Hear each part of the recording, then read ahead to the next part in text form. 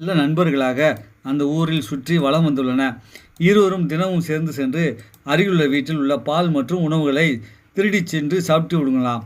அப்படி இருக்கும்பொழுது இதனால் மக்கள் எல்லோரும் பூனைகள் மீது கோபத்துடன் இருந்துள்ளனர். அப்படி இருந்தும் அந்த இரு பூனைகளும் அந்த வீடுகளில் உள்ள எலியையும் அடித்து சாப்பிட்டு விடுவான். இதனால் மக்கள் வீட்டில் எந்த எலி தொந்தரவும் இல்லாமல் சந்தோஷமாக இருந்துள்ளனர். அப்படி இருக்கும் பட்சத்தில் ஒரு நாள் இந்த இரு பூனைகளும் அந்த ஊரில் உள்ள எல்லா தெருவையும் சுற்றி வரும் பொழுது ஒரு தெருவில் ஒரு ரொட்டி துண்டு கிடப்பதை பார்த்து விடுமா. அப்பொழுது, நண்பா, அங்கு ஒரு ரொட்டி துண்டு உள்ளது, வாங்கள் என்று என்ன என்று பார்ப்போம் என்று மற்றொரு பூனையை கூப்பிட்டவுடன் அந்த பூனை, வா நண்பா போய் பார்ப்போம் என்று இருவரும் சேர்ந்து சென்று அந்த ரொட்டி துண்டை பார்ப்பார்களாம். அப்பொழுது அங்கு அருமையான ரொட்டி துண்டு.